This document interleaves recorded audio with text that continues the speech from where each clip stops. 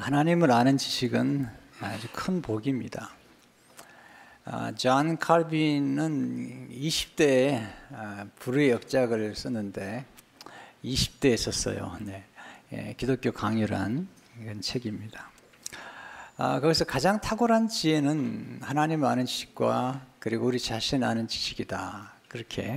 그런 기록했습니다. 좀 읽어드릴게요. 우리가 갖고 있는 것의 모든 지혜, 그 참되며 경건한 지혜는 두 부분으로 되어 있다.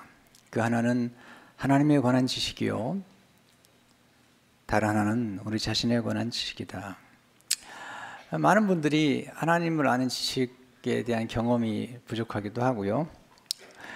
심지어는 자기 자신이 누구인지도 모른 채 이 땅을 떠나는 경우도 너무나 많습니다.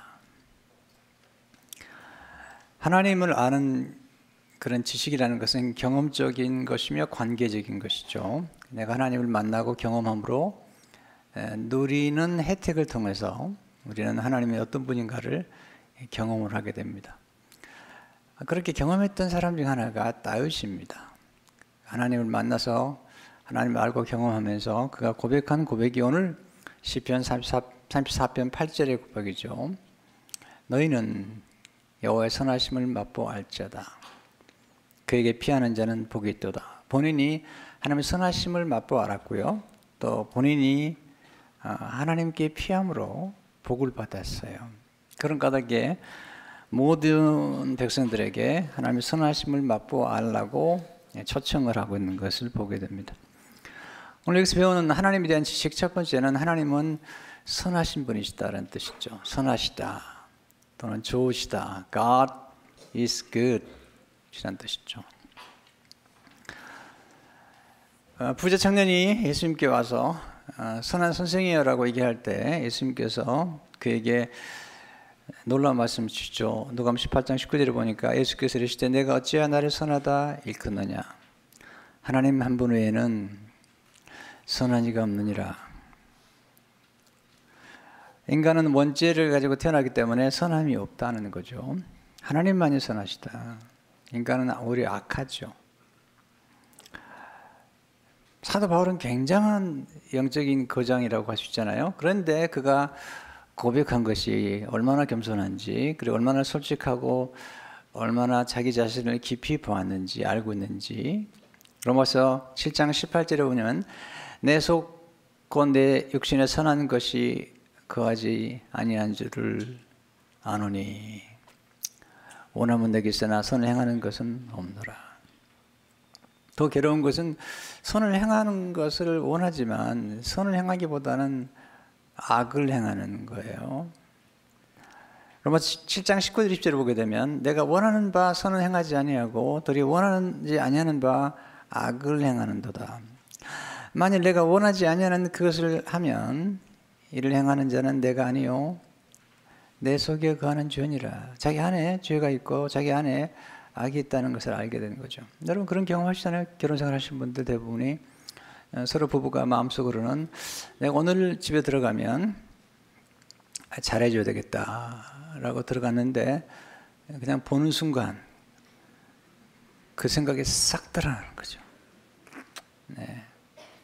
아내도 마찬가지고 남편도 마찬가지죠. 경험을 하는 거죠. 내가 잘해야 되겠다.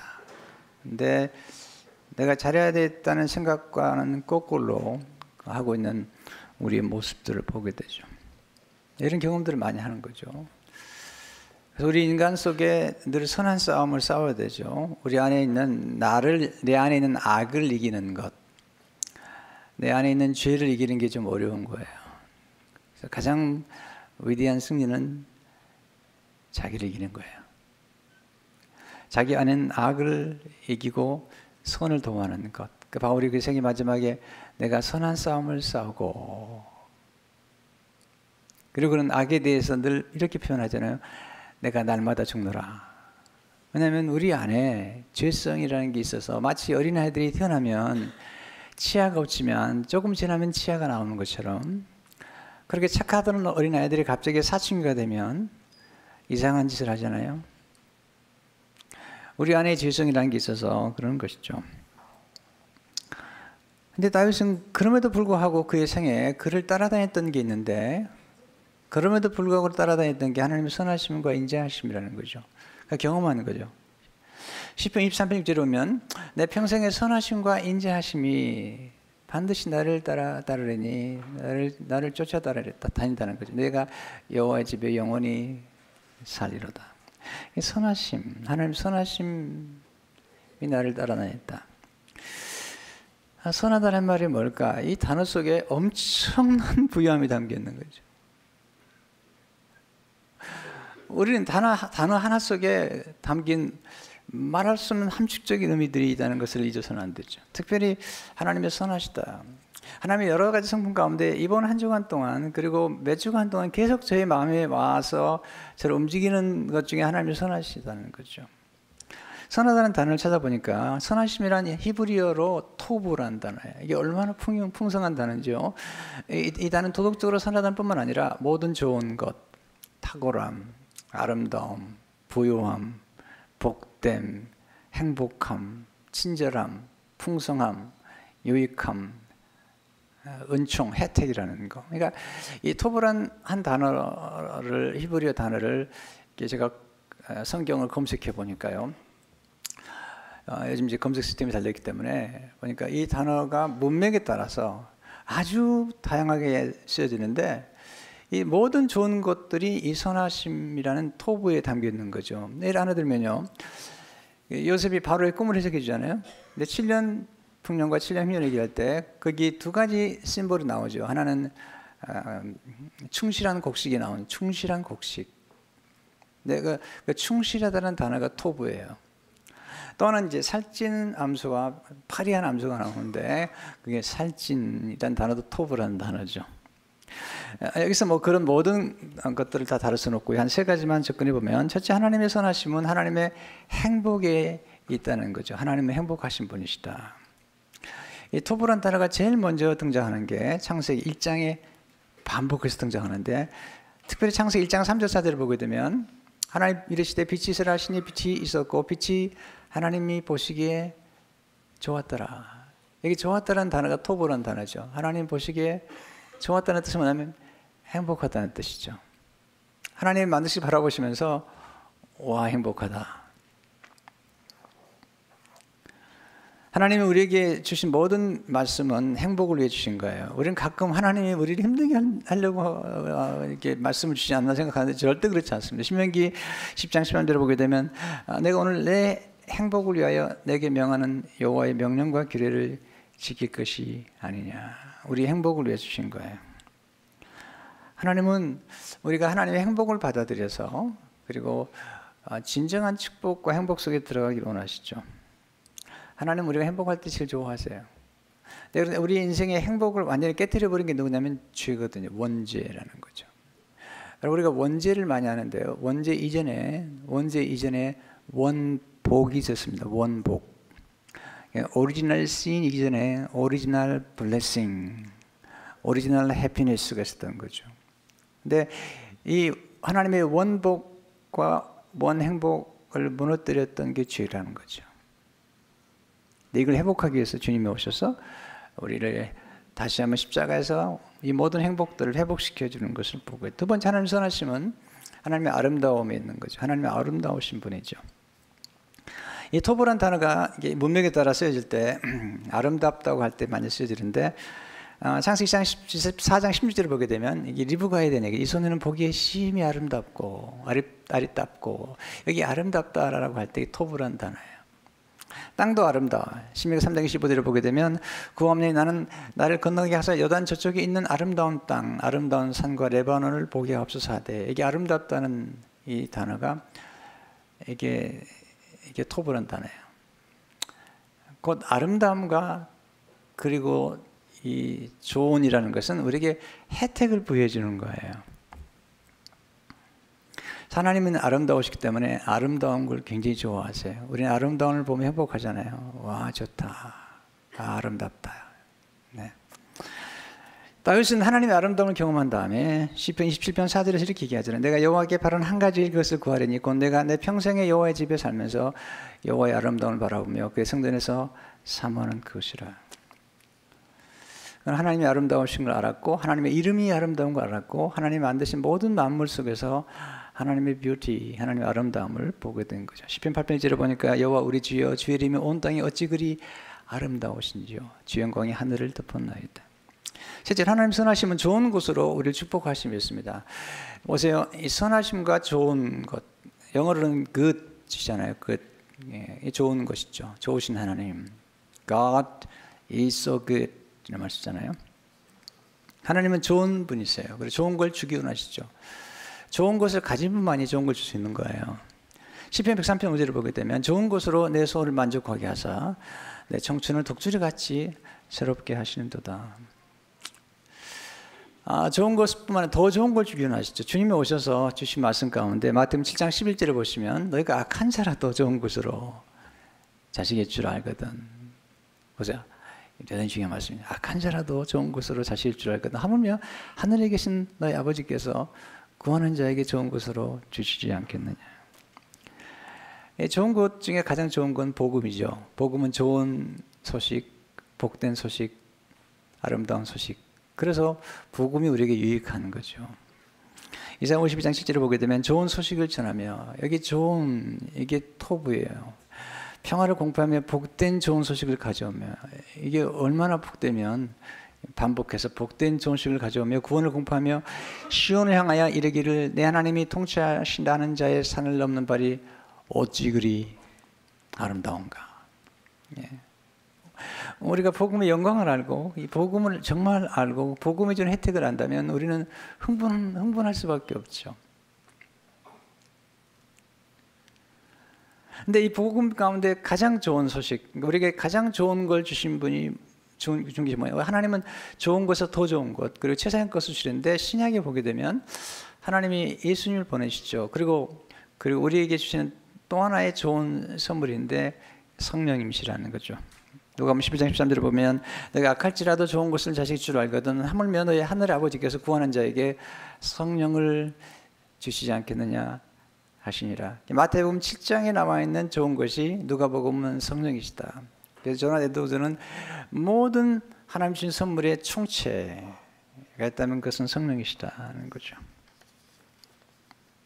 자, 두 번째, 하나님 우리가 하나님의 선하심을 맛보아 알기 원하시는 거죠. 8절 다시 보시면 너희는 여호와의 선하심을 맛보아 알지어다. 그에게 피하는 자는 복이 있도다.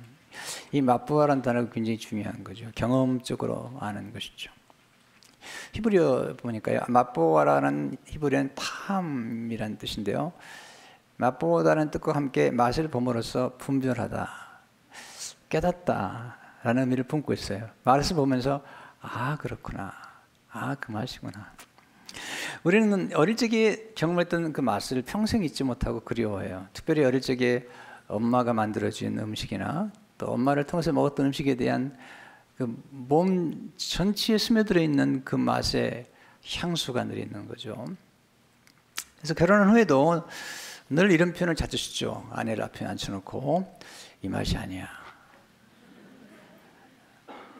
그럴 때마다 아내들이 말 안 하지만 속으로 그러면 엄마랑 살아라. 근데 가끔 아주 가끔 남편이 여보 이 맛이야. 그 말은 뭐냐면 엄마가 만들어준 맛이라는 거예요.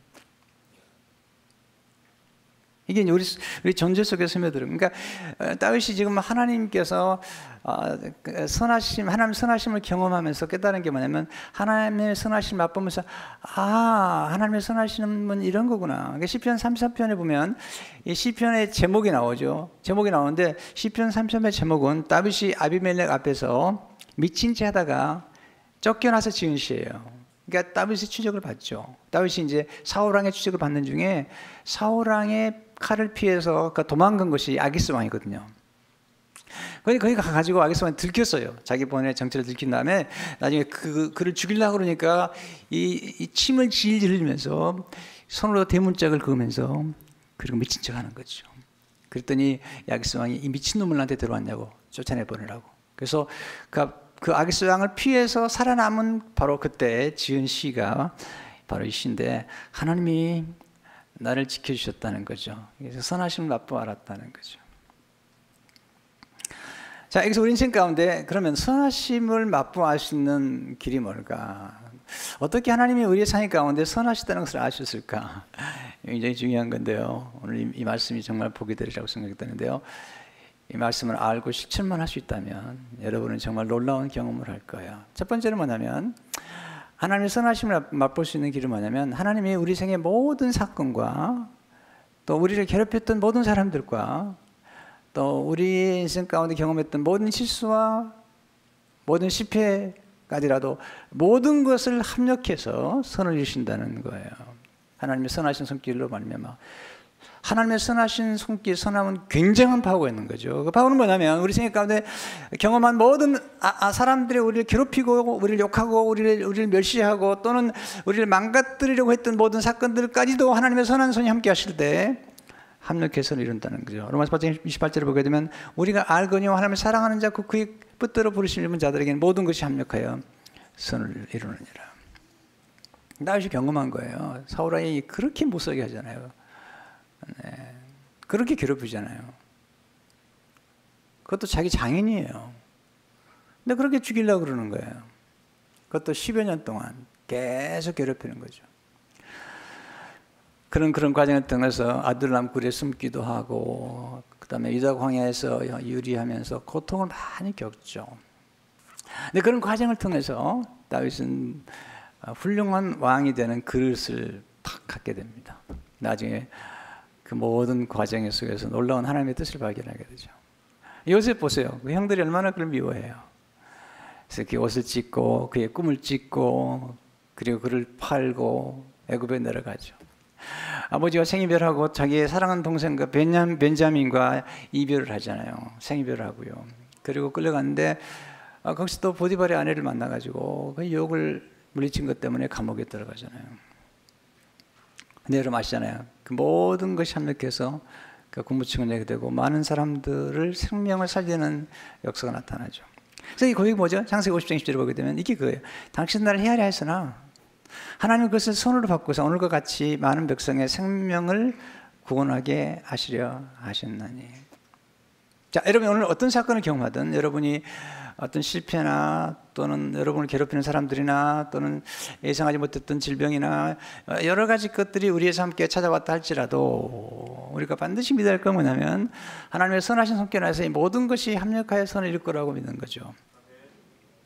그때 우린 비로소 하나님의 선하심을 경험할 수가 있는 거죠. 두 번째는 뭐냐면 하나님의 선하심을 경험하려면 우리에게 악한 일을 행했던 사람들이나 우리를 망가뜨리려고 했던 사람들에게 그들을 선대하는 거예요. 그들을 축복하는 거예요. 이게 어려운 거예요. 근데 거기서 하나님의 선하심을 경험할 수가 있어요. 악은 악으로 접근하면 안 돼요. 악은 만지수로 커져요.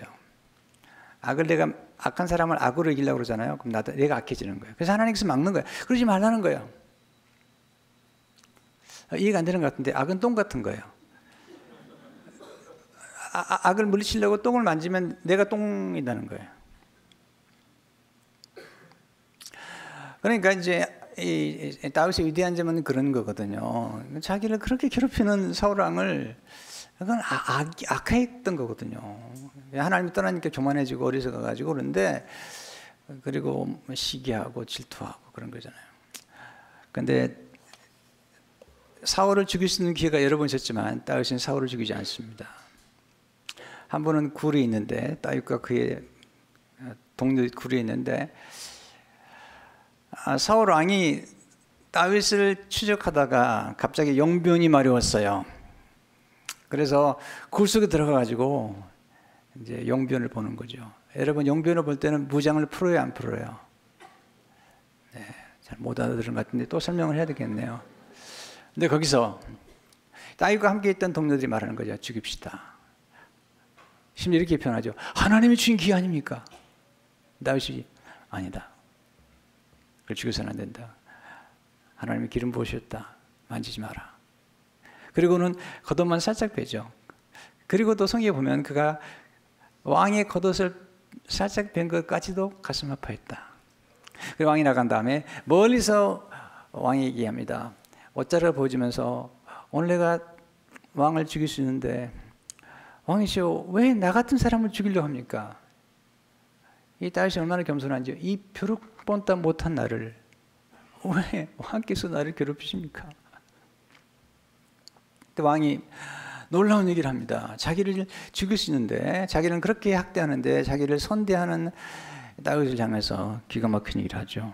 사무엘상 24장 17절 19절에 보면 다윗이 이르되 나는 너를 학대하되 너는 나를 선대하니 너는 나보다 의롭도다. 내가 나 선대하는 것을 오늘 나타냈나니 여호와께서 나를 내 손에 넘기셨으나 내가 나를 죽이지 아니했도다. 사람이 그의 원수를 만나면 그를 평안히 가게 하겠느냐. 내가 오늘 내게 행한 일로 말미암아 여호와께서 내게 선으로 갚으시기를 원하노라. 와우.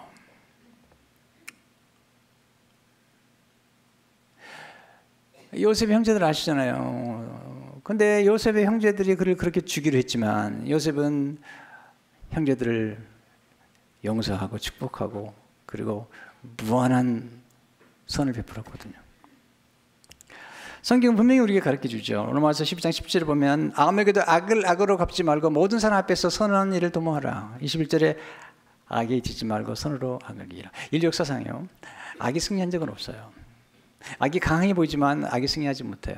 반드시 악은 무너졌고요. 근데 악은 만질수록 커지는 괴물이에요. 마치 가십 같은 거죠. 악을 무력하게 하는 방법은 딱 한 가지밖에 없어요. 선으로 접근하는 거예요. 축복해 주는 거예요.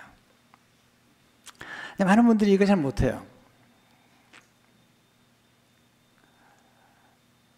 욕을 이기는 길은요, 누가 욕하잖아요. 그럼 축복해 주는 것밖에 없어요. 베드로서 전서 3장 9절을 보게 되면 악을 악으로 욕을 욕으로 갚지 말고 도리어 복을 빌라 이를 위하여 너희가 부르심을 받았으니 이는 복을 이어받게 하려 하십니다. 얼마 전에 어떤 목사님이 저한테 물었어요. 목사님 참 어려움 많이 겪으시는데 지금 이렇게 살아가시는 게 놀랍네요. 어려움을 겪었을 때와 그렇게 목사님 어렵게 했던 사람들을 어떻게 하셨나요? 그냥 두 가지 했거든요. 용서를 했죠. 그리고 용서를 오히려 구했죠. 사랑하지 못하는 것. 두 번째는 축복했거든요. 제가 하나님 앞에서 분명히 말씀드리지만 저를 괴롭혔던 사람들이 있다 할지라도 한 번도 그들을 마음에 저주하거나 그들이 잘못된 길로 가면 좋겠다라는 생각을 해본 적이 없습니다. 그럼 내가 대단한 건가? 아닙니다. 이거 은혜입니다. 은혜입니다. 내 마음속에 미움의 감정을 거두셨어요. 또 하나 은혜가 하나 있는데 뭐냐면 깨닫게 하신 겁니다. 왜냐하면 모든 것이 합력해 이루는 걸 봤거든요. 요셉을 괴롭혔던 사람들 때문에 요셉이 잘 됐고, 그리고 한나를 괴롭혔던 분이나 때문에 한나가 잘 됐고, 그리고 다윗을 괴롭혔던 사람들 때문에 다윗이 위대한 왕이 됐거든요. 그러면 저도 마찬가지일 거라는 거죠. 그럼 그 사람들에 대해서 내가 오히려 감사해야지. 내가 불편하게 생각할 필요는 없잖아요. 여러분이 마음에 드는 사람들을 만나가지고 여러분 인격이 성숙하지 않습니다. 여러분의 마음에 들지 않은 사람들과 더불어도 살아가는 게 지혜로운 거잖아요. 어제 어떤 목사님 그런 설교를 하시는데 듣고 웃었습니다. 어떤 분이 교회 새로 왔더래 와가지고 이게 뭐 구역예배죠. 셀에 이제 소개를 했더니 한참 교회 나오시더니 뭐 몇 개월이다 안 나오시더래요. 그러니까 그럼 뭐 구역에 들어가는데 우리가 좀 셀이죠. 들어가는데 못 견딜 만한 그런 사람이 있더라는 거예요. 그래서 목사님도 착하잖아요. 그러면 그러지 말라고 다른 셀로 옮겨드리겠다, 다른 목장으로 옮겨드리겠다고 그래가지고 이제 다른 목장으로 옮겨드렸어요. 뭐 너무 좋아하더래요. 한 3, 4개월 있더니 또 안 나오더래요. 교회를 찾아갔더니 왜 그러시면 이번에 있더니 더 나쁜 놈이 있어요. 더 나쁜 놈. 그전보다 더 나쁜 놈이 있어요. 이게 공동체예요. 여러분이 공동체라는 건 내가 마음에 안 드는 사람을 사랑하도록 그렇게 함으로써 우리를 인격적으로 훌륭하게 만들고, 유명한 차시토든이 그런 말 했거든요. 하나님이 원수를 내 몸처럼 사랑하라고 했을 때 바로 그 원수가 당신이 지극히 사랑했던 사람일 수도 있다.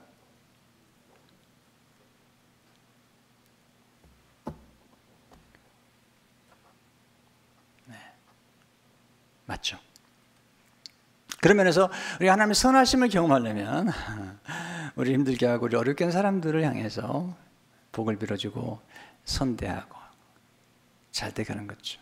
그러면 당장 결과가 나오지 않을지 모르지만 나중에는 놀라운 일들이 전개가 되죠. 하나님 요셉에게 말씀하잖아요. 요셉아, 형제가 너를 괴롭혔는데 첫 번째 아들 므낫세라고 해라. 하나님께서 너와 너의 집의 일을 잊어버렸게 해라. 아그락을 합지 말라는 거죠. 두 번째 아들 이름을 에브라임이라고 해라. 그러면 내가 너를 번성케 하겠다는 거죠. 이게 하나님의 선하신 방법이죠. 세 번째, 하나님의 선하심과 인자하심 우리를 평생도록 따라다닌다는 거죠. 다윗이 경험한 건 선하심과 함께 인자하심이 늘 따라다닌다는 거죠. 시편 110편 2절을 보니까 여호와께 감사하라. 그는 선하시며 인자하심이 영원하미로다. 인자라는 것, 자비하심.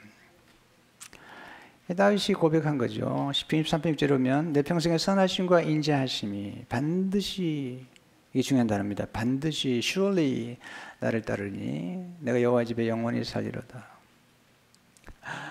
인자하심이라는 단어도요, 선하심이라는 단어 이상으로 정말 복된 거예요. 헤세드라는, 인자하심이라는 히브리 단어 헤세드라는 단어인데 이건 좀 기억해야 돼. 헤세드라는 단어인데 이 단어는 하나님 무조건적인 사랑이 담겨 있습니다. 하나님의 자비와 인자와 은혜와 사랑들이 함께 포함된 엄청난 의미가 담겨 있는데 그 중에 하나가 용서예요. 여러분, 다윗은 사울 때문에 한참 망가졌다가 하나님이 그를 왕으로 세운 경험은 또 하나는 뭐냐면 다윗이 스스로 자기 인생을 망가뜨렸어요. 어떻게? 바세바를 범했잖아요. 가늠한 거죠. 어떤 선량한 충성된 자기 신하의 아내를 빼앗아서 권력을 악용함으로 겁탈한 거죠. 그리고 그 남편까지 죽인 거죠. 아주 교묘하게, 아주 치사하게. 자, 그런데 중요한 건 뭐냐면 바로 그 다윗의 생애 가운데 그렇게 정말 그렇게 하나님 예배하고 노래했던 그 사람이 그럴 수 있느냐라고 할 만큼 가끔 우리가 노래잖아요. 그럴 수 있냐고. 네. 놀라운 정의로운 사회를 만들어 보겠다고 그렇게 얘기하면서도 뒤에 가서는 어려운 일을, 이상한 일을 할 때 우리는 그럴 수 있냐고 라고 하는데 그럴 수 있죠. 그게 우리죠. 누구를 손가락질 하세요? 네, 손가락질 할 수 없죠.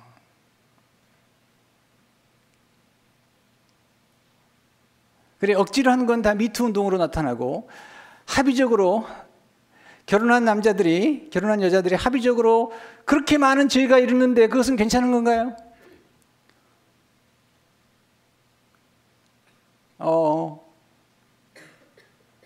그건 악하지 않은 건가요? 그건 불의하지 않은 건가요?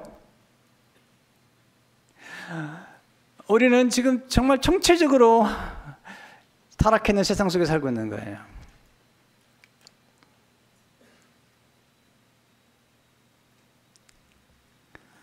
신문을 볼 수가 없어요. 인터넷 신문을 보면요, 심지어는 아주 기독교 신문이라고 한 신문 안에도 아래에 보면 사진들이 옆에 뜨는 것들이 보면요, 이게 볼 수가 없어요. 그리고도 뭐 그렇게 얘기하잖아요. 그래서 하나님의 인재가 필요한 거예요. 다윗이 경험한 거죠.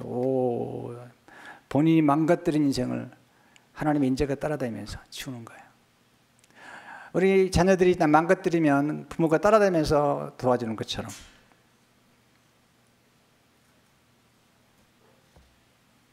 하나님이 따라다니면서 우리가 망가뜨리는 우리 인생에 대해서 계속해서 하나님의 긍휼과 자비로 만들어주는 거예요. 놀라운 거예요.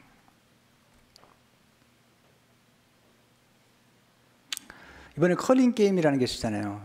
요즘은 이제 또 세탁기, 그 청소기 그 CF를 찍었더라고요. 놀라워요. 로봇가 가고 막 뒤에 따라가고 막 이렇게 따라가가지고 막 이렇게 하는데 그게 꼭 선하심과 인자심이 따라다니는 것 같더라고요. 따라다니면서 움직이는 거예요, 이렇게.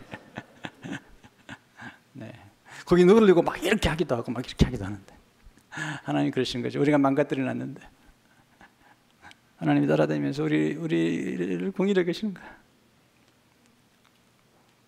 하나님의 선하심으로, 하나님의 인자하심으로 우리를 그렇게 용서하시고 그렇게 하는 거죠. 모세도 살인자잖아요.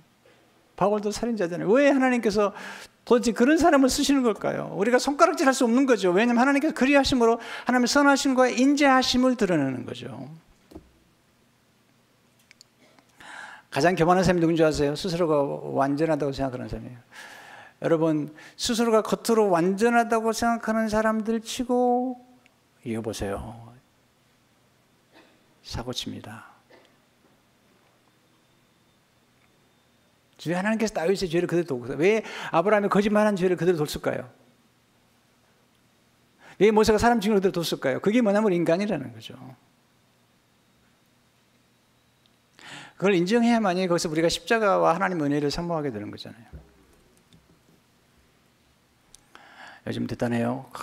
뭐 그럴 수 있냐고 막 대단한 막 악플이라고 그러죠. 악플 이제 이런 것들이 올리는데 이게 뭐냐면 알리바입니다. 난 안 하고 있다는 거죠. 안 하고 있다는 거죠. 이게 더 문제예요.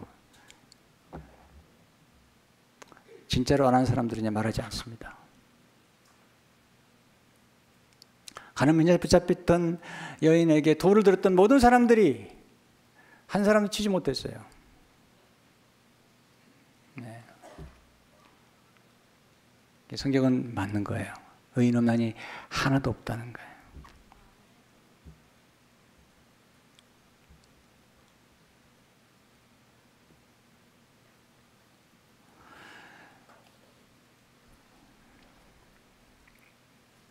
다윗이 그렇게 본인이 망가뜨린 본인의 인생을 하나님이 따라다니면서 왜 압살롬이 반역했죠? 그것도 다윗의 잘못이 커요. 네. 우리 그 고등부 학생 하나가 그렇게 성경을 보다가 물어봤다고 우리 엄마한테 엄마 왜 다윗은 그렇게 여자가 많아? 이해가 안 된다는 거죠. 왜 다윗은 여자가 많아? 근데 그 여자가 많은 그 남자를 하나님이 용서하시고 그리고 또 하나의 예수 그리스도의 안에 모형처럼 세워놓으신 그 하나님의 솜씨, 이게 하나님의 인자하심과 선하심의 솜씨라는 거예요. 다 망가뜨려 놨는데 우리 스스로 망가뜨리는 거죠. 누군가 우리를 망가뜨리고 우리 스스로도 우리를 망가뜨리는 거예요. 우리 얼마나 실수를 많이 해요. 여러분 가장 나쁜 죄가 뭔지 아세요? 선악을 알려고 하는 죄죠. 선악을 아는 분별력이 필요해요. 그런데 필요한데 선악을 스스로가 평가해버린 거죠. 이게 선악을 따먹은 죄예요. 하나님의 선악을 분별할 수 있는 하나님만 할 수 있는 거예요. 하나님만이 모든 정보를 가지고 계시고 하나님만이 선악을 평가하고 정할 수 있는 기준을 가지고 계시는데 인간 스스로가 기준을 정한 거죠. 그때부터 인간이 망가진 거죠.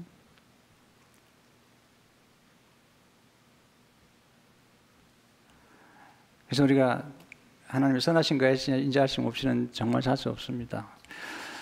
그래서 우리가 결론이 뭐죠? 예수님의 십자가의 그늘로 피해서 거기서 우리가 안식할 수 있는 거죠. 8절에 보면 여호와의 선하심과 인자하심을 맛보할지어다 그에게 피하는 자는 복이 있도다. 어디 피하죠? 십자가죠. 왜냐하면 십자가에서 하나님은 악으로 갚지 않으셨어요.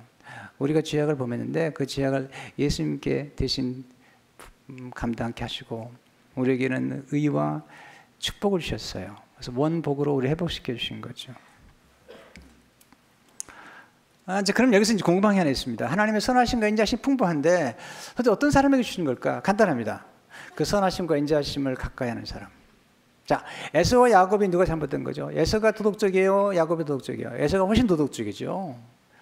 근데 야곱은 잘못할 때마다 하나님의 선하심과 인자하심, 풍성한 선하심과 인자하심 속으로 파고 들어갑니다. 거기 넘어집니다. 에서는 하나님 점점 멀리 떠나갑니다. 다윗은 왜 다윗이 그렇게 아름다운 사람이 되었죠? 간단하죠.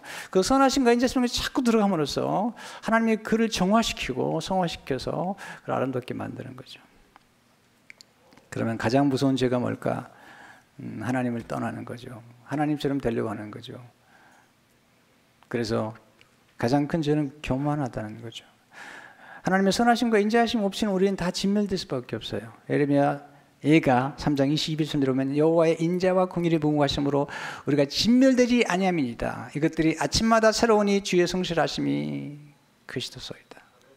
여기서 헤세드가 뭐냐면 이게 성실하다는 거죠. 하나님이 우리를 사랑하시는데 무조건적으로 사랑하시고 우리의 모든 지은 죄를 용서하시는데 지속적으로 끝까지 성실하게 용서하신다는 거예요. 그러면서 우리가 모든 지은 죄들을 날마다 마치 우리가 쓰레기가 쌓이면 한 주에 한 번씩 계속 쓰레기 찾아서 가져가는 것처럼 우리의 모든 죄들을 정기적으로 우리가 죄를 고백할 때마다 끝까지 하심으로 우리를 성화시키고 정화시켜 나간다는 거죠. 가장 무서운 죄는 뭐냐면 이 놀라운 하나님의 은혜와 사랑을 거절하고 하나님 멀리 떠나는 거죠. 그래서 가장 무서운 죄악은 교만이죠. 스스로 하나님 되는 거예요. 하나님 필요 없다는 거예요. 하나님 선하신 거 인자 필요 없다는 거예요. 이게 가장 큰 교만이죠. C.S. 루이스는 이렇게 말합니다. 기독교 성들의 가르침에 따르면 가장 핵심적인 악, 가장 궁극적인 악은 교만입니다. 성적 부정, 분노, 탐욕, 술 취함 같은 것도 이 악에 비하면 세 발의 피에 불과합니다. 악마는 바로 이 교만 때문에 악마가 되었습니다. 교만은 온갖 다른 악으로 이어집니다. 이것은 하나님께 전적으로 맞서는 마음 상태입니다. 여러분요, 악은 생각보다 대단한 존재가 아닙니다. 제가 이제 어릴 적에 그 도끼로 사람을 죽였던 고재봉이라는 사람 얘기를 듣다가 깜짝 놀랐어요. 이분이 사형수가 돼서 들어가는데 목사님이 길을 계속 찾아가서 하나님의 선한 복음을 전하는 중에 완전히 바뀌어 버립니다. 그렇게 순한 사람으로 바뀔 수밖에 없습니다. 뭐냐면 선이 접촉함으로 악을 점점점 소멸시켜버린 거예요. 가끔 놀릴 거예요. 왜냐하면 아니 그토록 악한 사람이 집에 가면 그렇게 좋은 남편이요, 그렇게 좋은 아버지인 거예요. 네, 악의 존재는 뭐가 문제인가? 하나님을 멀리 떠났다는 거죠. 이것이 이제 어거스틴이 경험한 것이 악이란 뭘까? 많이 고민합니다. 그러나 오늘 문득 깨닫습니다. 악은 선한 것과 점점 멀어지는 것, 그리고 선한 의지를 왜곡시킨 것이다. 좀 어렵긴 하지만 읽어드릴게요. 사악이란 무엇인가? 추구한 결과 내가 알게 된 것은 사악이란 어떤 실체가 아니라 인간 의지의 왜곡이라는 것이었습니다. 그림자 같은 의지의 왜곡이라 하면 그의 의지가 최고 실체이신 하나님부터 돌아서서 자신에게 깊이 놓여있는 보배를 버리고 낮은 부분으로 떨어져 밖으로 잔뜩 부풀어 있음을 말합니다. 탕자가 아버지 품에 돌아오잖아요. 근데 그 로마서 15장 보면 진짜 탕자는 아들이라는 거예요. 큰아들이라는 거죠. 왜냐하면 작은 아들은 아버지의 풍성한 품으로 돌아갔어요. 그리고 풍성한 누렸습니다. 그런데 첫째 아들은 아니었거든요. 교만했거든요. 왜? 내가 얼마나 착하게 살았는데 하나님 필요 없다는 거예요. 아버지가 필요 없다는 거죠. 네. 착하다고요? 타락한 동생을 찾으러 가지 않았잖아요.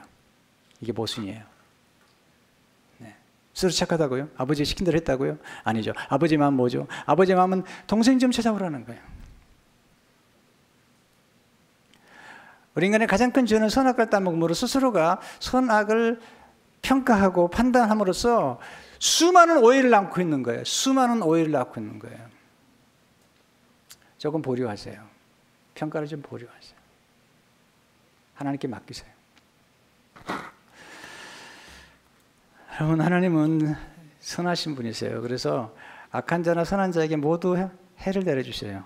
마태복음 45절을 보니까 이같이 한즉 하늘에 계신 너희 아버지의 아들이 되린 이는 하나님의 그 해를 악인과 선인에게 붙이시며 비를 의로운 자와 불의한 자에게 내려주심이라. 그래서 우리도 이렇게 하나님께 하신 말씀이 너희도 나처럼 너희를 괴롭힌 사람에게 사랑을 베풀고 관용을 베풀라는 거예요. 그러면 하늘에 계신 아버지가 된다는 거죠. 하나님의 성품이 보배이잖아요. 여러분 꼭 이걸 기억하셔야 돼요. 여러분 지금 어떤 상태든지 간에 아직 낙심하지 마세요. 게임 끝나지 않았어요. 여러분 누가 괴롭힌다고 해서 그게 우리 인생을 망가진 게 아니라 하나님은 더 놀라운 손길로 더 놀라운 계획을 지금 이루시고 계시는 거죠. 요셉이 형제들에게 팔려갈 때 사람들이 볼 때는 망가뜨린 것 같지만 하나님은 더 놀라운 계획을 지금 더 놀라운 거룩한 음모를 거룩한 섭리를 지금 꾸며나가고 있는 거죠. 저도 그걸 경험했어요. 전생에서 누가 나를 망가뜨려 했는데 나는 생각에 나를 망가뜨린다고 생각할 수 있는데 하나님은 그 사건을 통해서 더 놀라운 일들을 이루어 가시더라는 거예요. 이게 십자가고 이게 복음이죠. 하나님 예수 그리스도 품 안에 오면 누구든지 예수 그리스도의 보혈이, 예수 그리스도의 은혜가 감당하지 못할 죄는 없는 거예요. 그럼 가장 큰 죄는 무엇이냐? 스스로 가다가 죄 없다고 생각하면서 하나님 멀리 떠나는 사람. 가장 큰 죄인이죠. 여러분 잊지 마세요. 여러분 뒤를 하나님의 선하심과 인자하심, 여러분의 자녀들의 뒤를 하나님의 선하심과 인자하심에 따라다닌다는 사실을 잊지 마세요. 그리함으로 여러분 생애가 참으로 아름다운 생애가 되기를 주 이름으로 축원합니다. 하나님 아버지 감사합니다. 오늘 말씀을 통해서 우리의 생애 가운데 선하심과 인자하심이 우리를 따라다니는 사실을 기억하게 하시며 누군가가 우리 생애를 망가뜨려 할 때 또 우리 스스로도 우리의 죄로 우리 자신을 망가뜨렸을 때도 하나님의 선하심과 인자하심으로 우리를 인도해 주신 것을 압니다. 우리가 어떤 일을 당하든지 간에 하나님의 선하신 품 안에 하나님 들어가게 하시며 그 품에 쓰러지게 하시며 그리하면 우리를 다시 일으켜 세울 뿐만 아니라 모든 것을 합력하여도 아름답게 만드시는 하나님의 선한 손길과 능력을 경험하도록 축복해 주옵소서. 예수 이름으로 기도합니다. 아멘.